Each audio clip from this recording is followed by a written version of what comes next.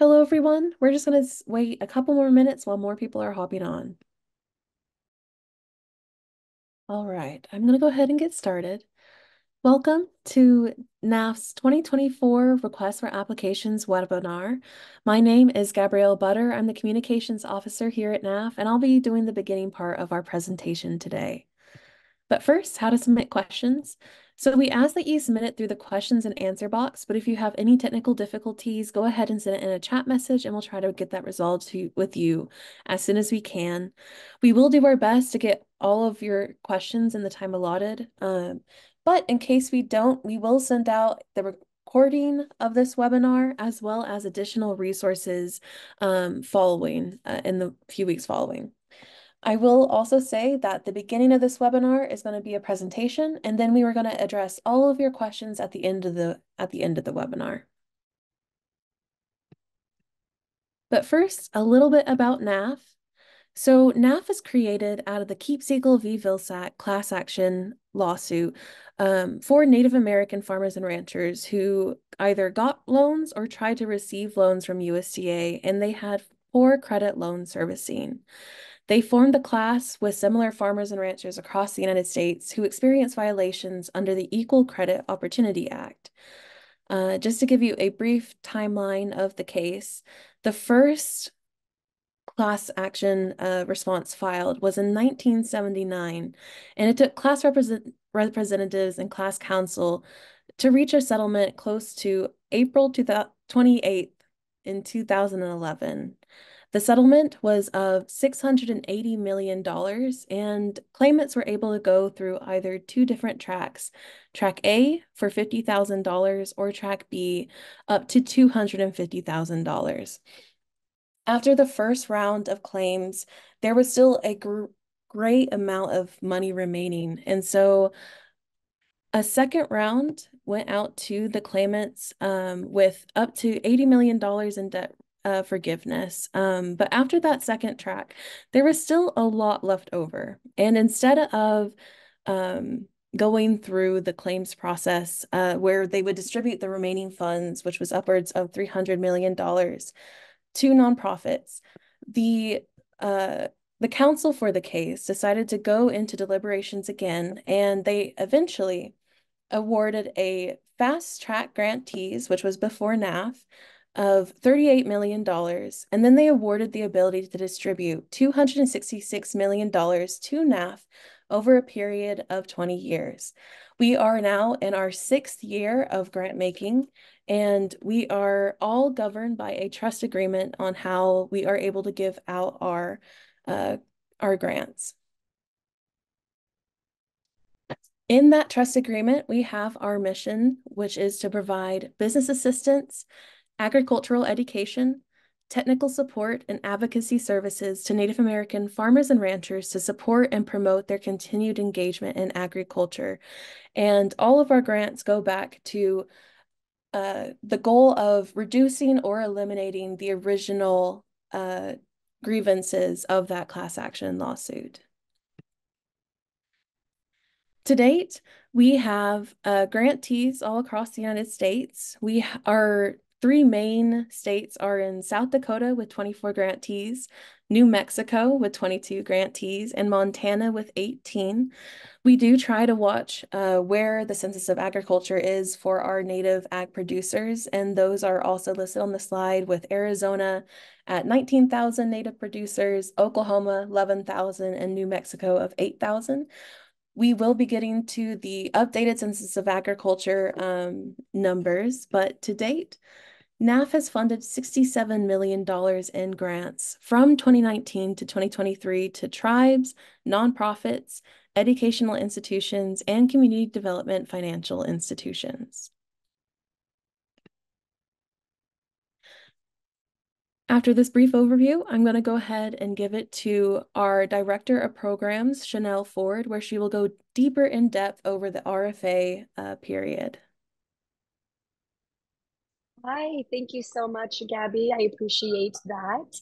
Welcome, everybody. Thank you for joining us today. I see quite a few familiar faces as attendees, and I see some new faces. So thank y'all for taking the time to join us today as we go through our 2024 RFA. So as Gabby shared, NAAF really was created to help bring about resources, access to capital, funding opportunities to Native American farmers, ranchers, and producers. We're in our sixth cycle of funding, which is really exciting. And our eligible entities are 501c3s, educational organizations, community development financial institutions, CDFIs, and tribes and their instrumentalities. So we'll go in depth here about what that looks like. And if you're applying via one of these eligible entities, give you a bird's eye view of what to expect through our application process. All right, so just an important notice to ensure accountability and timely reporting, existing grantees who are not in compliance, such as those behind on quarterly, annual, and final reporting and updates relating to past grant awards and projects, will be ineligible to apply for 2024 funding. We are working closely with the grantees that this may apply to. You have a point of contact for each entity. If you have questions and do want to discuss what this might look like for you in terms of your application, please feel free to reach out to your POC, your point of contact inbox. If you have questions outside of that, you are more than welcome to send an email to our grants at inbox as well. So just noting that this is different than past funding cycles. So we wanted to address that from the start. But like I said, if you have questions, if you need to get into a good space for the funding, we'll be able to go through that with you. Wonderful. Thank you so much. So we wanted to also note the information about fiscal sponsors. So we encourage startup nonprofit organizations that have applied for 501c3 status from the IRS, but not yet received a favorable determination to apply through a fiscal sponsor. They can provide important technical support for proposed projects and activities. So if fiscal sponsors are used, the fiscal sponsor must be an eligible 501c3. So that is important. They should follow the guidance in our fiscal sponsor information to be sure that you're aligning with that requirement. Also a note, the relationship between grantees and fiscal sponsors is not managed by Native American Agriculture Fund. So very important to make sure that you are aligned with your fiscal sponsor. There's good communication there. Y'all are in the planning process together. As I've shared here, we will not be able to manage that communication among you. So just noting that as well. Thank you, Gabby. So NAAF 2024 RFA, so allowable use of funds, addressing access to capital, cost sharing or matching funds, collaborators, cooperators, leveraging, limitation on indirect costs, eligibility of previous grantees, unallowable use of funds, and initial review on eligibility. So we're going to be discussing pieces from each one of these bullets here as we move through the project. So access to capital, Gabby shared this in the introduction. So access to capital was at the core of the Keep Siegel case. A conversation on access to capital is available on your website. Please, we encourage you to take a look at the website.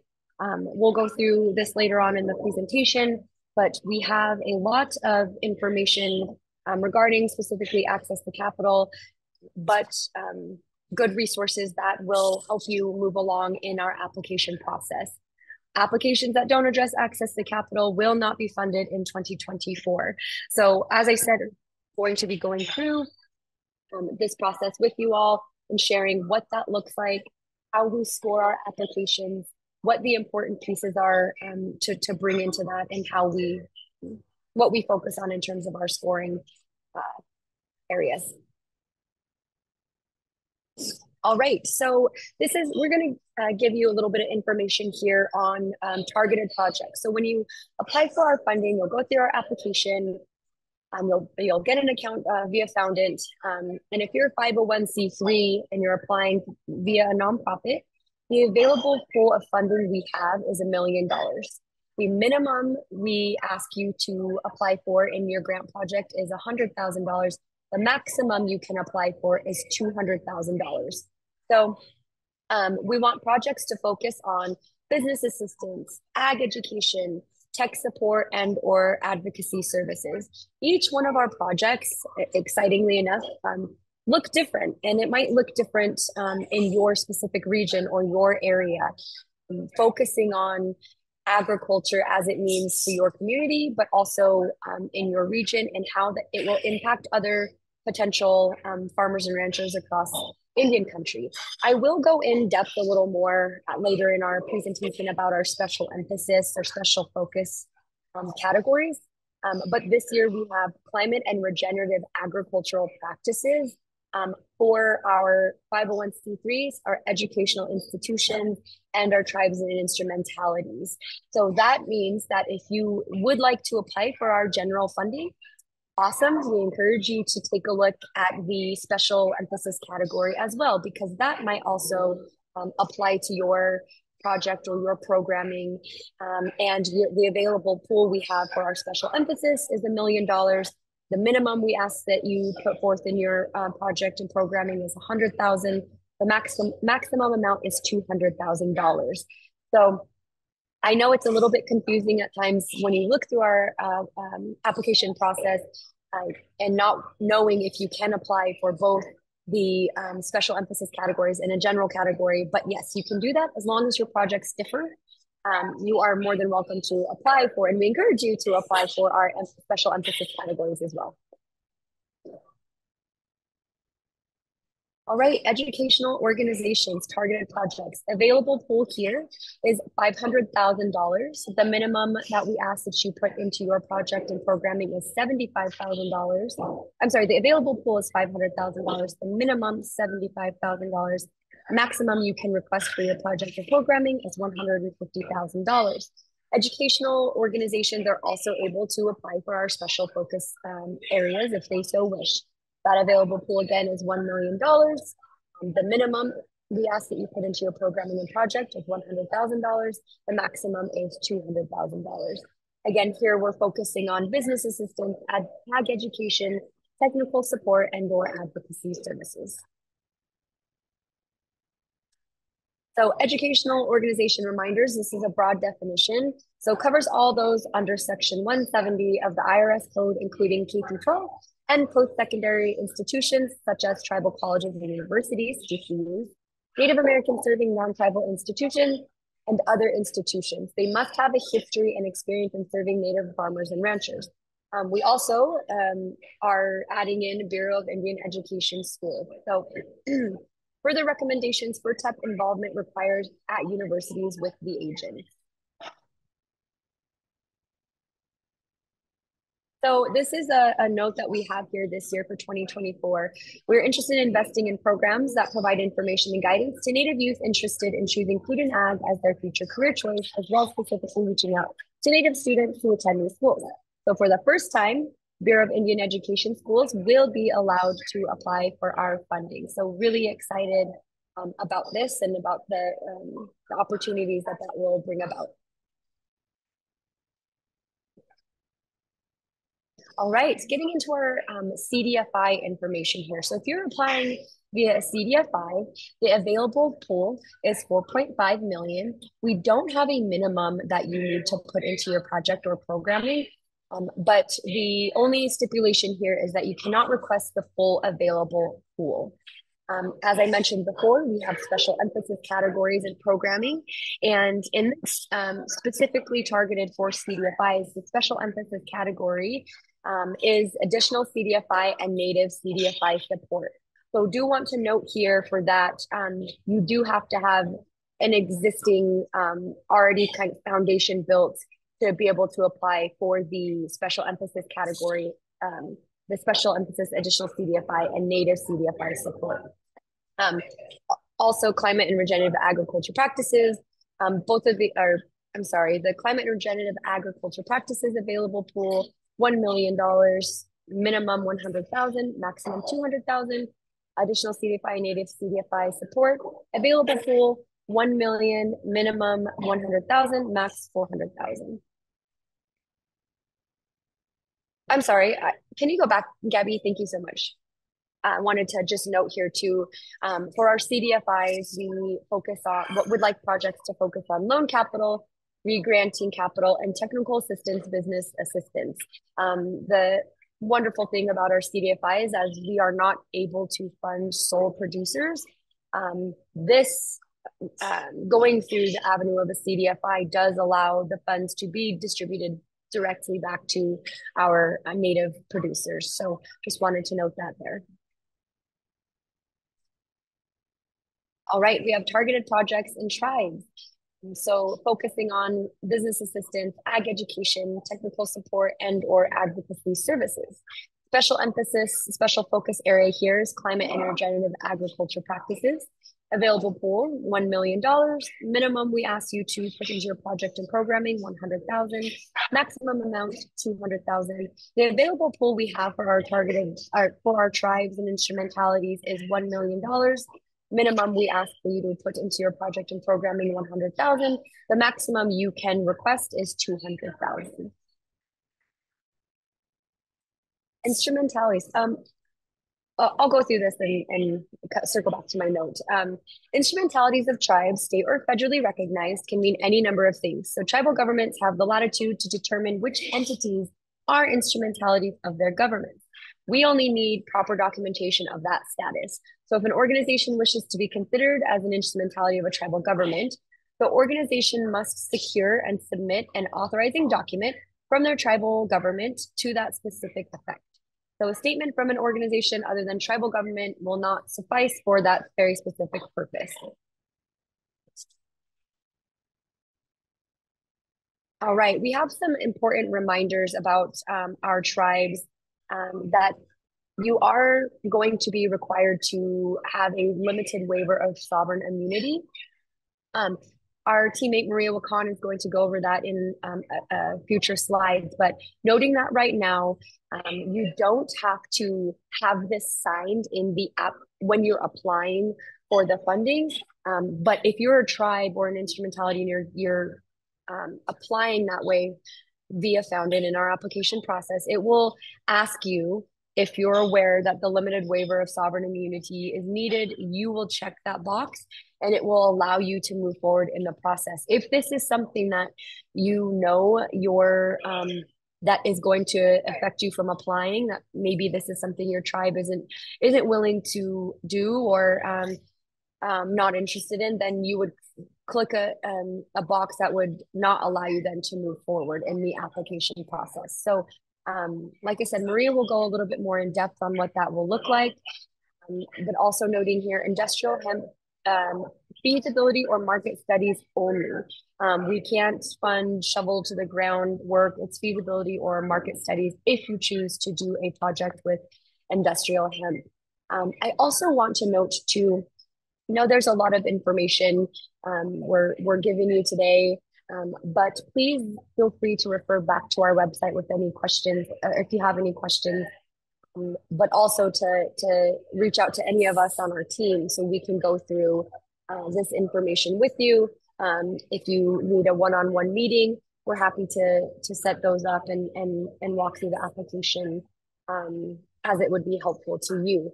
I do want to also say that we have some projects that, thank you, Whitney, for popping the link in there to the webpage. We have some communities and organizations that apply for our funding, and they might be from the same tribe. So we've had a tribal CDFI, a tribal nonprofit organization, and the tribe themselves apply for funding. So if that is the case, it's not going to impact your chances of receiving the only thing that we ask if multiple organizations are applying under the same umbrella, that the projects be different. So if your tribe applies for funding and your CDFI also applies, and your nonprofit also applies. Maybe you have a TCU also. Um, just be sure that the projects are not identical. We want to see that in your application. We will review that in your application, but that doesn't mean, so I just wanted to share that with y'all because I know that there had been some confusion in the past on if the questions in the past on if that was allowable, and it is as long as the projects are not identical. Wonderful. Well, I'm going to go ahead and turn it over to Maria Wakan to go over our sovereign immunity waiver information. Thank you, Chanel. The Native American Agricultural Fund, NAAF, is a private charitable trust created by the settlement of Keep Siegel versus Vilsack class action lawsuit. The final settlement agreement provided for the distribution of grants to federal and state recognized tribal governments and their instrumentalities. NAAF recognizes that tribes are immune from suit or action as a sovereign government, and that sovereign immunity is vital to the functioning of tribes and all of its subdivisions and subordinate bodies. The waiver of a tribe's immunity from suit or action is occasionally required when entering into certain transactions. The court-approved trust agreement that created NAAF contains a provision that requires tribal governments to provide a limited waiver of sovereignty immunity in order to receive NAAF grant funding. The reason for this requirement stems from NAAF serving as a fiduciary of the trust funds with a duty to protect its funds from fraud or gross mismanagement. For grant purposes, acceptable waivers of tribal sovereign immunity are limited to the amount of NAAF grant and to the duration of the grant relationship. If a tribe or a tribal entity wants to accept NAAF grant funding, it must work with the tribe's legal counsel to adopt a waiver of sovereign immunity related to NAAF and a resolution for the tribal government body. Tribal governments and instrumentalities must provide waivers and resolutions within 3 months of receiving the NAAF grant award. Failure to submit an executed waiver and accompanying a resolution in a timely manner will result in a forfeiture of any award amount. We recommend that the documents be pre-approved by us because it will save a lot of time during this application post-award period. Back to you, Chanel. Wonderful. Thank you so much, Maria. We will be, I believe, on our last webinar series, we will have our lawyer get on the call and answer any of those questions, very direct, specific questions if y'all have any in regard to the waiver. I will note we do also provide when we do your award call. If you do get funded from us, we do an onboarding call, so to speak, with the grantees that are funded. We will go over that information with you in that call. So in the past, I got to lead that discussion last year, and in the past, we had quite a few of our tribes invited their legal team to that call and that discussion, so that we could get all of the questions answered and get them set up to make sure that they were providing the information that we needed and everybody was on the same page. So wanted to share that we do try to make an effort to have those conversations and to provide those answers to those questions. But on our last webinar of this series, we will have Travis join us. So if there's specific questions directed towards that, he will be able to join and answer some of those questions for you. So thank you, Maria, for that really in-depth discussion there. So we also have youth programming funding. So all eligible entity types, the youth application this year is combined with the general application. So if you are a returning grantee or if you've applied for our funding in the past, there was a separate application for the youth. This year, we've thanks to Graham Gaither, we've been able to compile those into one. So you'll be able to check a box that you're applying for the youth, and therefore not have to duplicate your information. So the available pool we have this year is $1 million. The minimum amount we ask that you put in your project and programming is 20,000. The maximum amount is 200,000. Our funding, our RFA closes on May 1st. So I apologize. I don't know if I shared that right off at the beginning of the webinar, but we are in an open period currently. We opened March 1st and we do close on May 1st. I know that there was a question in the chat box about being able to apply for a 501c3. Do you need to apply for the general focus in order to apply for the climate regenerative ag purposes special focus? So really, if you wanted to, you would apply as a general program. But if you only want to apply specifically for that special emphasis category, there will be a area in the application that will allow you to select that specific special emphasis category. And then it will take you through the application process as you are applying for the special emphasis category. If you are applying for the general, you have a general project and a special emphasis project, you can do that. That's okay. But if you're only wanting to apply for the special emphasis category, when you go to apply, it will guide you through that and allow you to select just that special emphasis category to move forward in the application. So I hope that answers your question. And we also, going here through the youth programming, you are able to apply for our general projects, our program funding, but you also can apply for our youth programming. As I shared before, projects cannot be identical. We have had applicants apply for multiple categories. And they've applied for, like I said before, the general and the special emphasis. If you're applying for a general project but you also have a youth track that you want to add in there, the applications just cannot be identical. So really emphasizing that. In the past, we have had a few applicants that submitted very similar projects, and we want to maximize your opportunity for funding, right? So just being sure that the projects differ.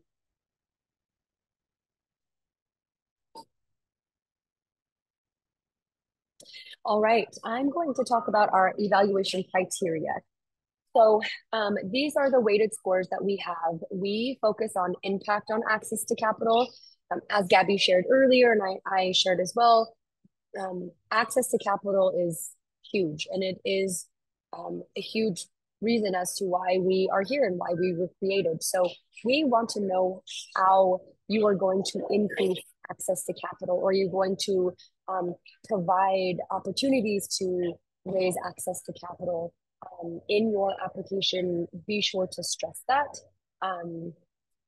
Share that out in your project and in your programming. So that's 25% weight.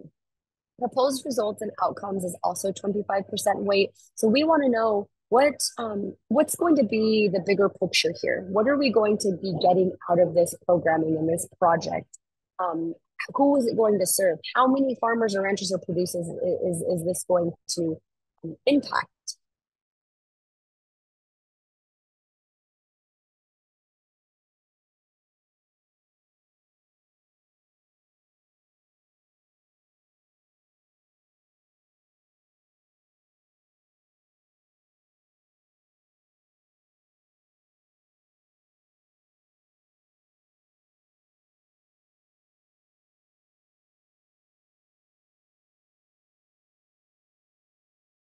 Hello, everyone. Thank you so much for your patience. We apologize. I think, unfortunately, that her internet connection might have been disconnected, and I apologize. I am also in a very crowded area, but thank you for your patience as we get through this process. Is this something that's going to... So I think I might have gotten her back now, but until maybe she gets logged back on here.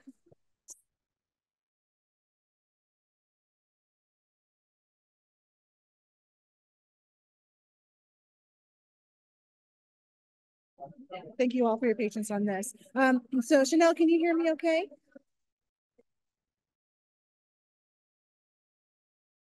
Okay, so I will fill in here until we can join. Maybe if she, Janelle, if you can hear me and you turn off your video feature, we'll be able to have a little bit more connectivity. So thank you again for your Sorry. patience. So there we go, Janelle, we got you back now. Thank you. Good. Can you hear me okay? Yes, we can. Oh, fabulous. Okay. Sorry about that.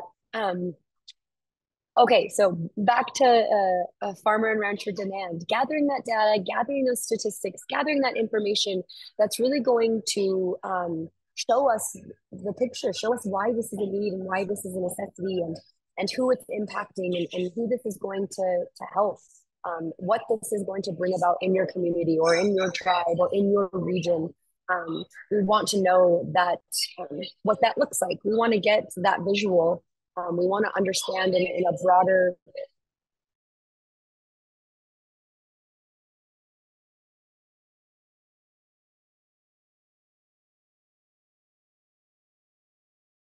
Okay, so I'm going to hop in here. And Janelle, if you join back, if you want to turn off your video feature, you might have a little bit better connectivity.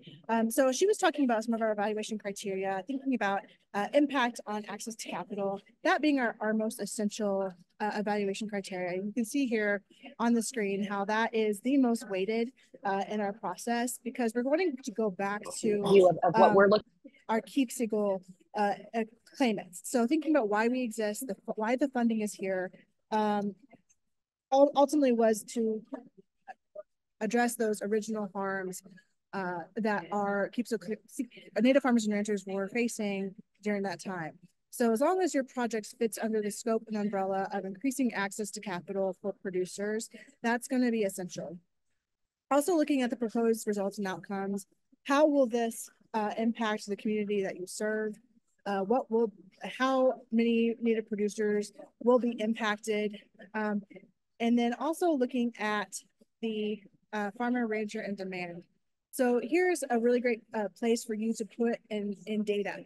Utilize things like the agricultural census data, although we do understand that there are some limitations with what that data actually covers or represents in terms of the accuracy and the full picture of how many Native producers you're serving. But if you have done a feasibility study in the past, for example, having the data to be able to put forward to speak to that farmer and rancher demand in your community would be essential. Also looking at team and organizational capacity and collaborators, thinking about giving more background on your team and what they're able to contribute to your project, as well as our evaluation, innovation, and replicability. Thinking about what that looks like. Could that be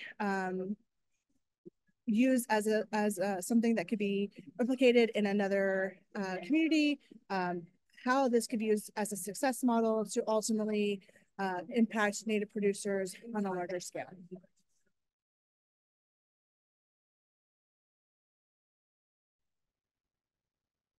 Great.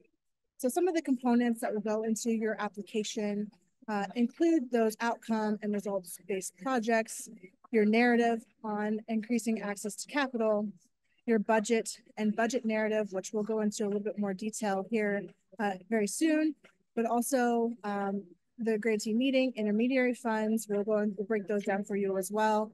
The resumes of key personnel, cover letters, and then support letters are optional but strongly encouraged, because this helps give our evaluators more background as they're going through the application. My recommendation here, and I encourage you to think about the evaluators being completely new to agriculture, or maybe even thinking about they're unfamiliar with your community because they may be doing ag in the Pacific Northwest, but maybe your project's in the Southwest. So they may have a special focus on their type of agricultural production or operations, but just kind of giving that background, the in-depth knowledge, so that your evaluator is more familiar with your community. That will be important in your application.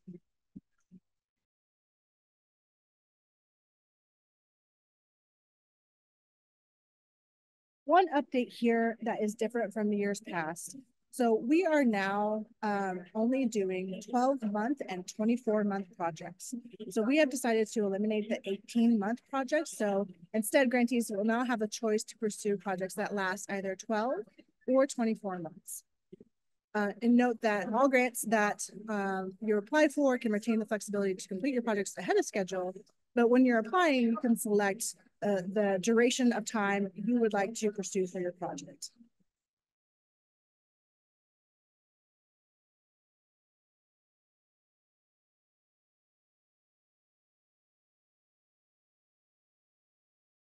Okay. So other considerations here. Do we have by chance have Chanel back on board? From our team here. I don't see Whitney, her. she's trying to connect to her hotspot. Okay, great.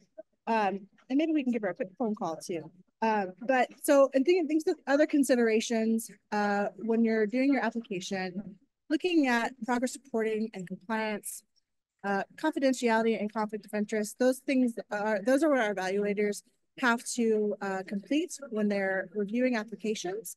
We also have a process with our programs team where unsuccessful applicants have the opportunity to discuss their evaluations of their applications post the decision point of their grant. And then when Chanel comes back, and because of her work directly with programs, we can maybe go into a little bit more detail on this, but we'll circle back to this for sure.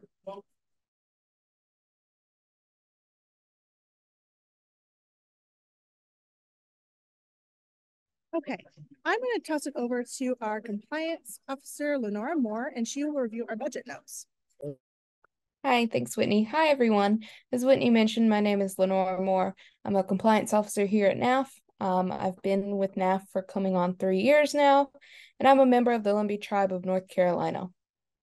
And so we'll just quickly review our budget notes. So for any returning grantees or applicants, you may already know this, but NAAF has our own budget template for our application budgets, for our reporting budgets, and everything in between.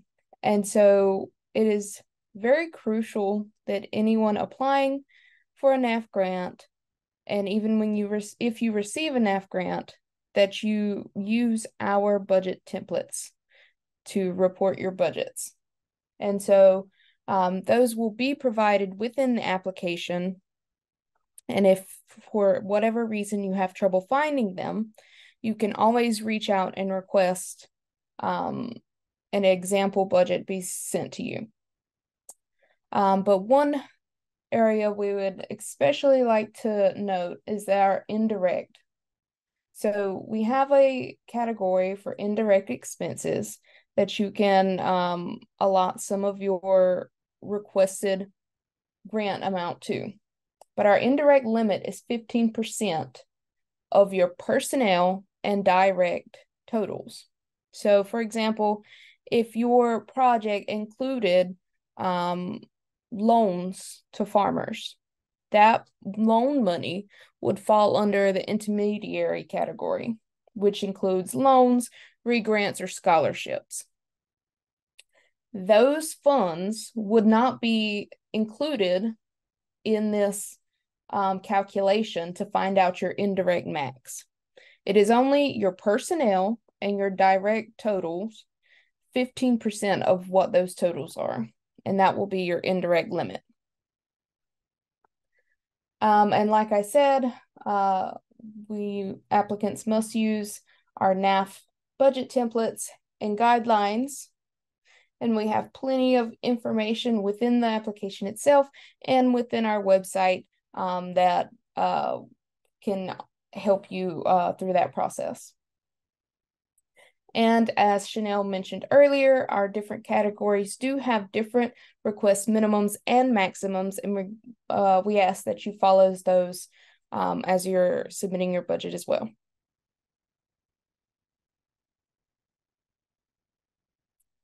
And so we can move on, and we'll just highlight some of these critical deadlines. So I know it was mentioned before, but we just want to remind you once again that our general and youth RFA closes May 1st, 2024 at 11:59 p.m. Central Time. And so after this deadline closes, there's no way to edit the application or submit an application. So that is your last chance. And so now we want to just walk you through a little bit what it will look like when you apply. So our grants management system is called Foundant. And this is where we host our application and any further follow-up reporting that is needed if a grant is awarded. So for any returning applicants, you should already have login credentials. And so that will be an email address that you've already associated with Foundant and a password as well. And so if you have that information on hand, you can log in with your email and your password, and it will take you to your existing profile. For any new applicants, you can create a new account and it'll walk you through the steps.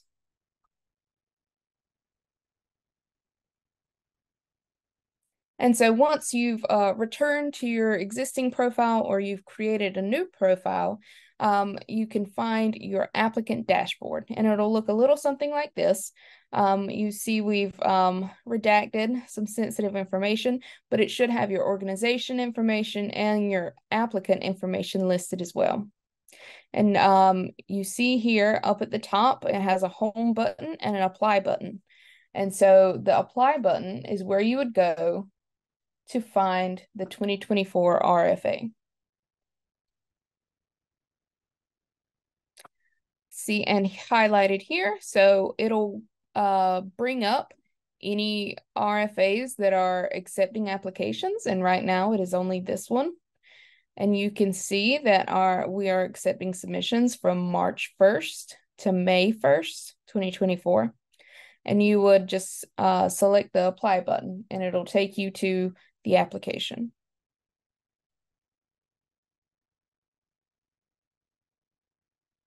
And this is just a preview of what the screen will look like. Once you start the application, you will come to this screen and then you will just scroll down and start filling out the application. And one more thing to note about when you apply, there at the bottom of the application, there is a save. It's not listed here on the screen, but you'll see a save button. So I understand that this application, may take some time. So if you want to work on it in pieces, that's fine. Just remember to save your existing work already so nothing gets lost. And when you've completely finish it, make sure you submit and hit the submit button so nothing happens to it. And I will pass it back over. Thank you, Lenora. I believe Chanel is back. So I will hopefully send it back over to you, Chanel.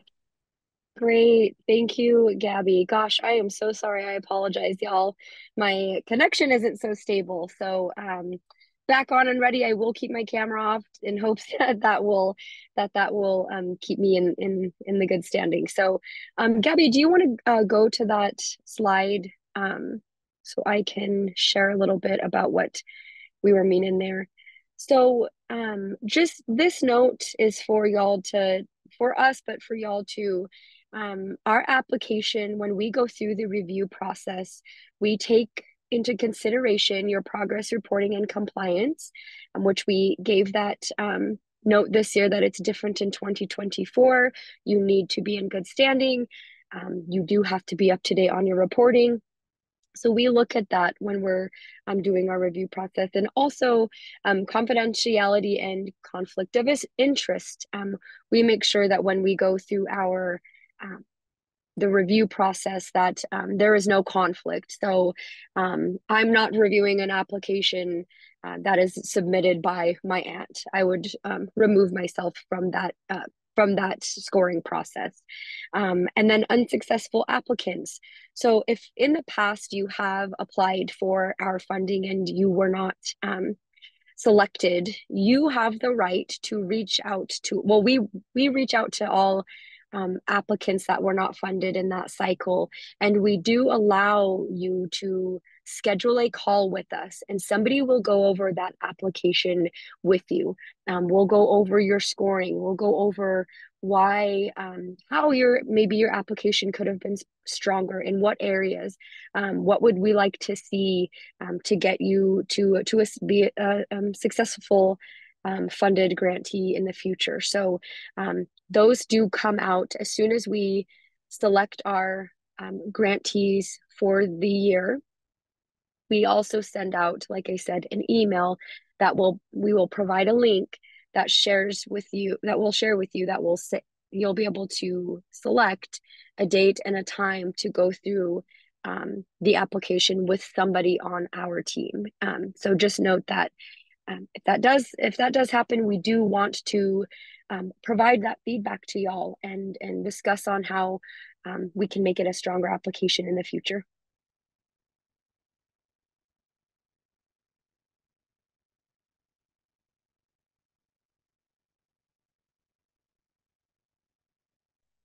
Okay, we are up to questions and discussion. I hope that this has been a very informational webinar for y'all today. I know that Gabby had shared, we will be, and Whitney put in the chat box, we will be posting this to our website. So you are able to go back and review this webinar. We do have past webinars from 2023 and 2022 that are located on our website as well. But I'm going to go ahead and pass it over to Graham Gaither. He's going to be leading our Q&A here. Hello, everyone. My name is Graham Gaither. I'm a program officer here with NAAF, so I'm really excited to be here for this Q&A period. We have had some questions delivered to us through the Q&A function and through the comment function. So I'm going to go ahead and reread those, even if they've been answered, for others who might be calling in. And if you have any other questions, please go ahead and send them into the Q&A box, and we will answer them live here on the air. So the first question that I'm going to read is, are the grants a minimum, and are the amounts that were read out the minimums and maximums for 1 year or 2? And the answer is that those maximums and minimum amounts are for 1 year and 2 years. So no matter how long your project is, it's going to have the same minimum amount that you can apply for and the same maximum amount that you can apply for. The next is, as a 501c3, do we need to apply for the general focus category in order to apply for the climate and regenerative ag practices special focus category? And the answer is no. The general focus is a totally separate category from anything in the special focus. You can apply for as few or as many as you feel comfortable doing projects in. Next, I'm seeing that our youth program operates in the summertime at our 1 acre garden and through hydroponics in the winter months. Are hydroponic projects eligible for these grants? And the answer is yes, that is an eligible topic area. The next is, did I hear that funding for single producers, for example, a meat processing facility, is not allowed, even if through a nonprofit? And I'm going to go ahead and read the response laid out by my colleague, Sarah. Sarah says, NAAF is prohibited through our trust agreement to fund individuals. Subsection D, grants to individuals. The trust shall not make grants to individuals. However, the trust may make grants to eligible grant recipients that make grants to individuals, provided that the trust does not earmark the use of the grant for any named individual. There does not exist an agreement, oral or written, whereby the trust may cause the selection of the individual grantee by the grantee organization. So to just compress that a little bit, we cannot, NAAF specifically cannot grant to an individual person, but any organization that we grant funds to can. For example, a CDFI, if we grant them funding, they can lend to an individual farmer or rancher. Next, what if we have separate projects for general and special focus, but these projects serve some of the same individuals? For example, can a farmer in the general focus be served as a harvester in the special focus project? And the answer is yes, because those are two unique projects. And you could even have them listed as a farmer twice, because the unique project, say project A, is serving that farmer, and then project B serving that farmer or harvester, however you want to catalog them, in a unique, different way. I see what is our performance period. So what are the options for a performance period? And there are two options for 2024. That is either a 12-month or a 24-month project period. Could a family-run company that is supported by a nonprofit until they can operate on their own be considered an individual? And so when I answered this question, I did that via text. And to me, it sounds like they're asking, can we be fiscally sponsored as part of a NAAF grant? Effectively, are we eligible? And I say that in this instance, the family-run company would be fiscally sponsored by the nonprofit. Organizations can be fiscally sponsored by 501c3s only, as long as the sponsored company or organization, the family-run business in this case, is also pursuing its own 501c3 certification. You can see the top of page 5 for the RFA overview for more information on fiscal sponsorship. And just to double down on that, the fiscally sponsored organization must also be attempting to get its own nonprofit status to be eligible. Next, we have, so the grant period is 12 or 24 months. But is it possible to start the grant period on the fiscal year or calendar year? And the answer to that is that the project start date is the date listed on the grant agreement, regardless of when that agreement is executed. Every project for a project year, say 2024, is going to have the same start date.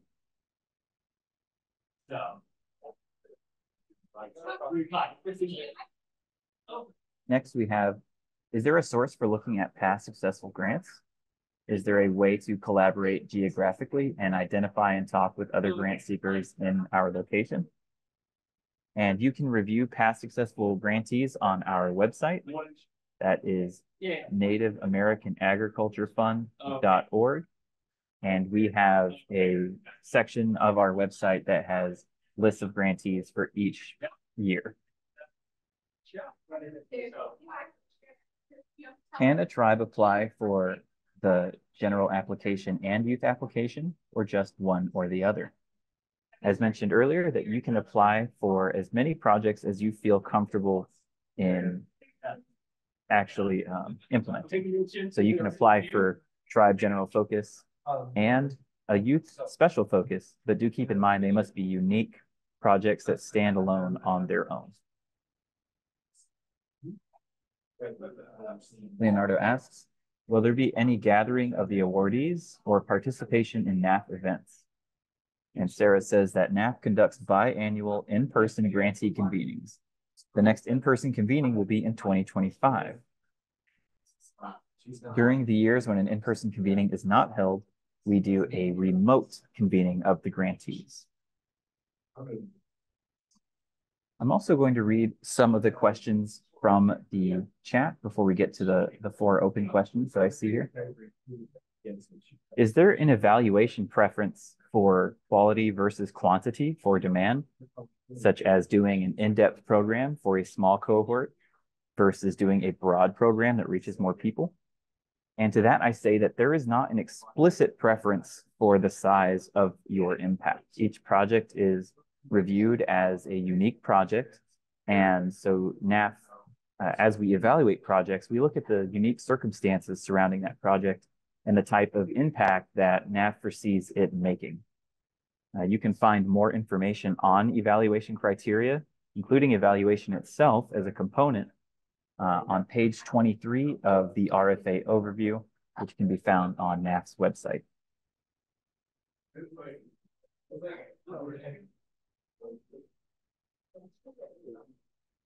We also see here, can you provide examples of access to capital of past grantees? Whitney, is that something you'd like Yes, to answer? I have a couple of examples here. So thank you again, all of you, for your patience and understanding some of the background noise that we have here today. But we will make sure that you all have access to these slides as well as webinar reporting. And we'll make sure to also have a recorded version where we do have less background noise, so it will be available to you. But that being said, I do want to expand on some examples of access to capital. So we understand that because in our application process, the criteria and evaluation criteria for access to capital has a heavier weight of 25%. But because of the central issues in the litigation that led to NAAF's creation, involved access to capital. So those were those farmers and ranchers reaching out to access lines of credit, and then under those violations under the Equal Credit Opportunity Act, our goal at NAAF is to fund projects that eliminate or reduce those original harms of those claimants. So NAAF requires all applicants to incorporate strategies that will improve the access to capital for Native farmers and ranchers.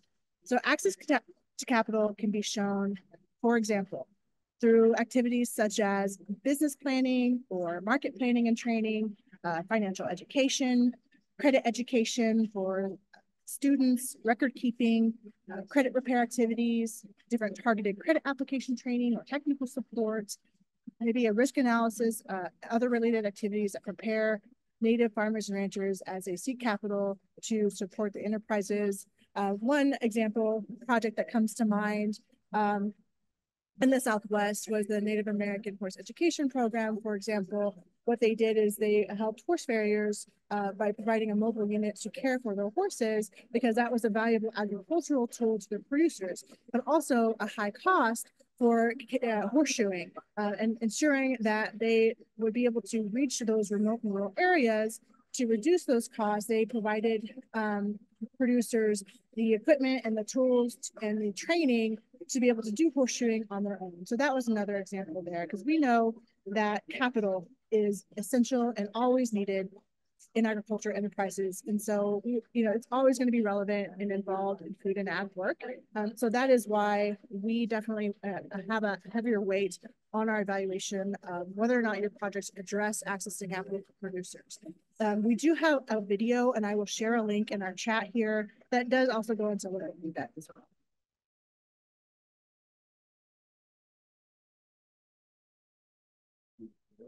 Thank you very much, Whitney.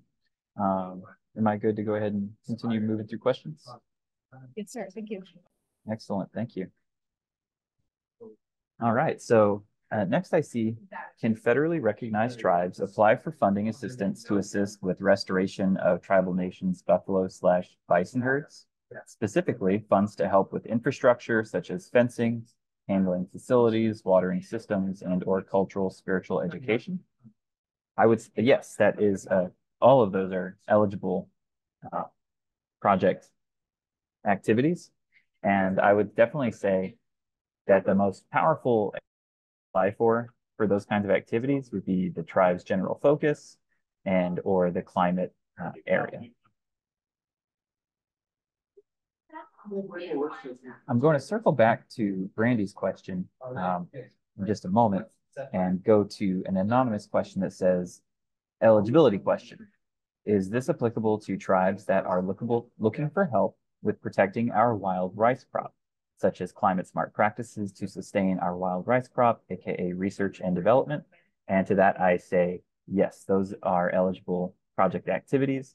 And again, you might consider applying either in the tribe's general focus area or in the climate area. I think both of those would be fantastic areas to apply in for that really interesting topic.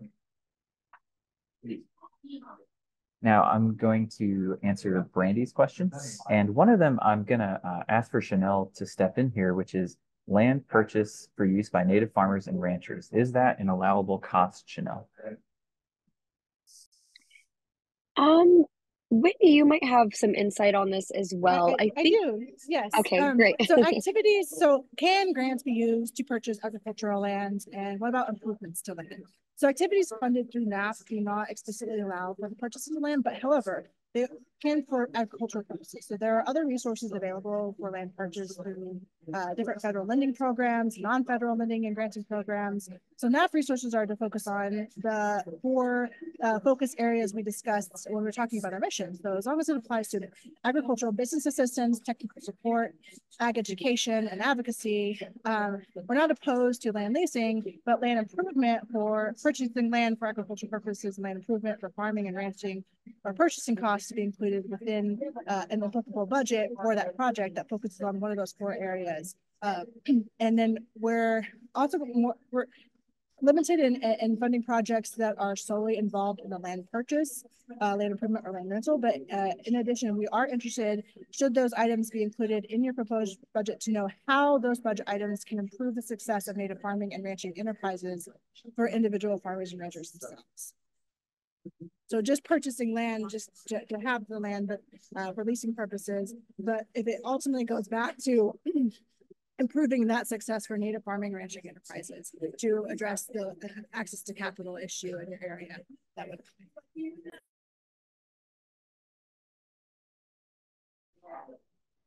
Perfect. Thank you so much, Whitney. I invite anyone else who has not given a question, if they are interested in doing so, to go ahead and throw that in the Q&A portion right now.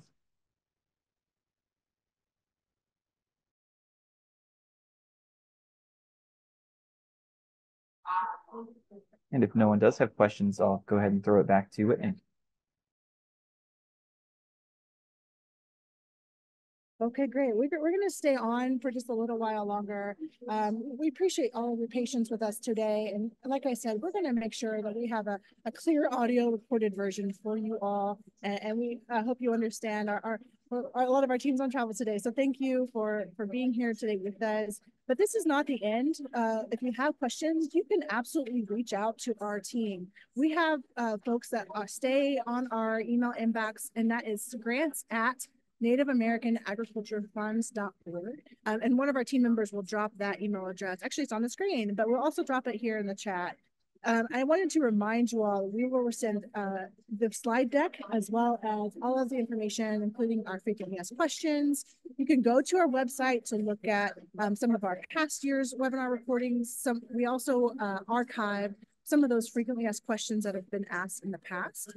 And we will make sure to also include answers to all the questions asked today on that frequently asked questions portion of the 2024 request for applications webpage. So just so you know, in navigating to our website, when you get to nativeamericanagriculturefund.org, on the homepage at the very top, you'll find a link to click, and it'll right to the page you need to. And on that page, you have the ability to download every single document ahead of time. You can download a sample budget narrative. You can download the entire application. So you don't necessarily have to go in and create a Foundit, which is Foundit is our grant management system, which is where you apply. You don't necessarily have to create an account right away, but you can download on our options on that webpage, where you can see all the questions ahead of time. So you can be prepared whenever you go into Foundit to start applying. You'll have all of those answers prepared. It'll make it a smooth process for you. In addition to that, you'll have just a general overview document that will go into a little bit more background on our request for applications. And then, as Graham had mentioned earlier, you can go to our website and also find past grant project examples. So right now they're listed as just general project overviews. But if you're curious about someone that has done a grant in your area, feel free to reach out to us for that question as well. I think I covered everything here. Let me know, team, if I've had anything I've missed here.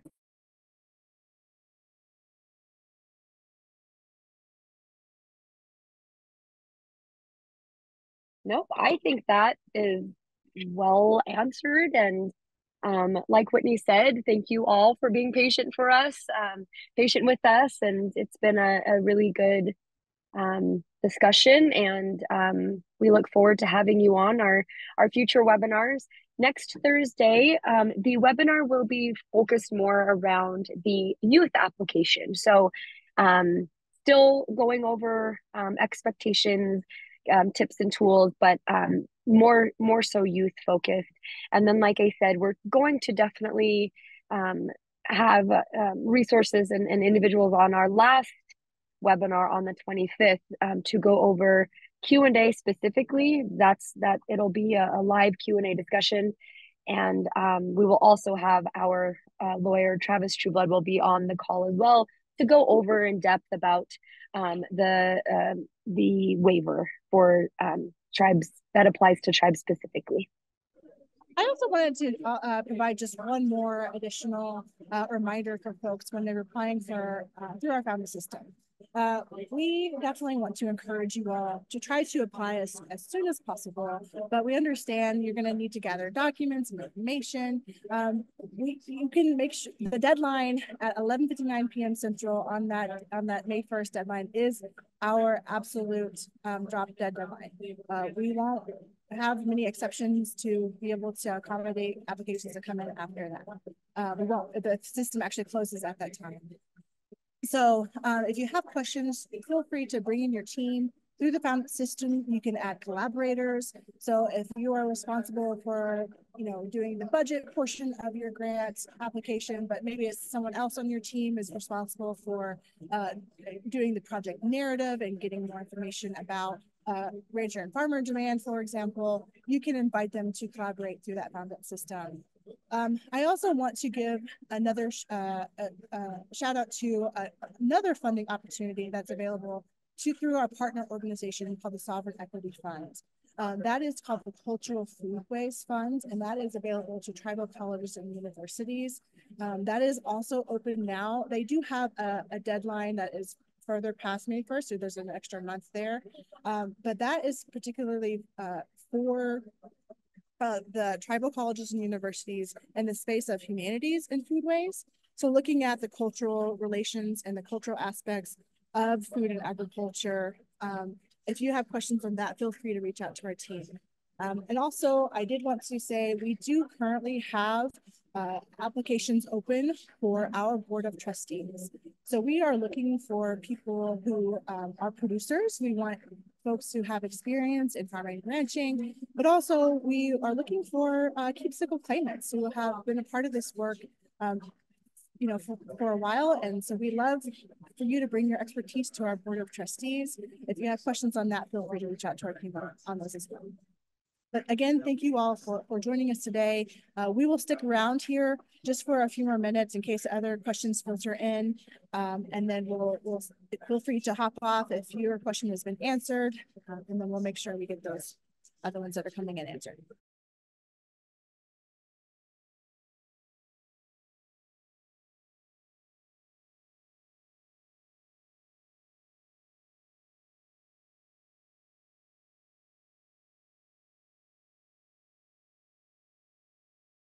We have a couple of different questions here in the bot. Yeah. So I do see one here from Heather. One says that a question about intercity Native American nonprofits and youth programs being eligible to apply for funding opportunities. So yes, nonprofit organizations that serve Native American youth or Native American farmers and ranchers are eligible to apply for our funding.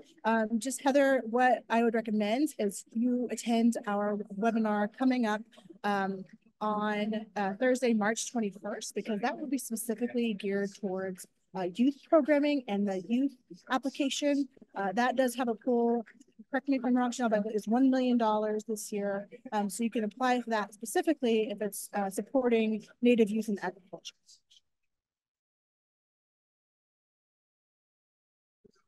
Perfect. And so we'll make sure you have all the links to that. And then we did have a question about, do we have a link to the information about the trustees information? Yes, Leonardo, absolutely. We will get that to you. We have the application information on our website, but we will drop that that link here in the chat box as well. We had one more question come through about how funds are distributed or awarded to a tribal entity and what is the method of reimbursement. So the question was, do we invoice or do we expense on a quarterly basis for reimbursement? So Chanel, I know we have several answers to that from the finance side. Yeah, and finance squad, feel free to hop in as well. But Maria stressed earlier during her part of the presentation about the waiver. Sometimes that applies to, obviously, if you're a tribe, that will apply to you. Otherwise, it will not. But it's very important that you, during your onboarding process, get all of your documents submitted. Our finance team works really diligently and really quickly on making sure funds are dispersed to you, to your entity, or whether it be your tribe. And you get two payments. So you'll get your first initial, if you're a 1 year grant, you'll get your initial payment right when you start your project. And this is assuming we have all of your paperwork. Then you will get that distributed out. And then the last portion of your funding will come right after your final report has been submitted to us.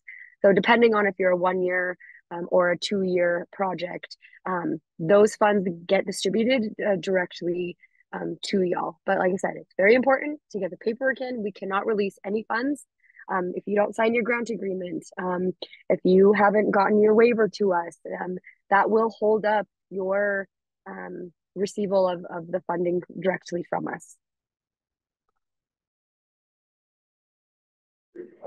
If I may add, just to answer the question on invoicing, there's no need to invoice us for the expenses.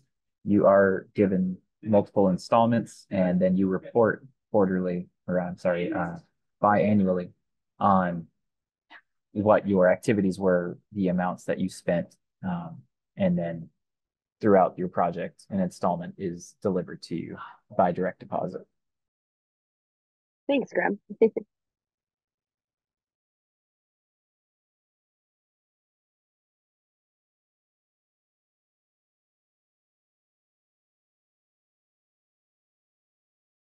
Okay, with that, I think, as I mentioned, we will stay on for about 10 more minutes on our side for our staff. But feel free to hop up unless you have any more questions. Thank you all again for your time today.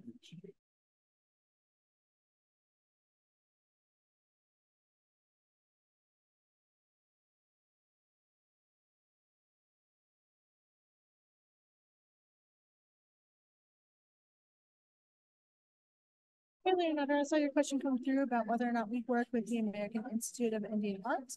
I'm not familiar with a project that we have worked on with them directly. However, if you have any information on ways we can collaborate in the space of art and agriculture, we'd love to connect you with some folks that we know in that space, but also potentially connect you with the Sovereign Equity Fund. I know that they're working with a lot of tribal colleges and universities on incorporating cultural aspects and agricultural food ways. So there might be an opportunity there as well.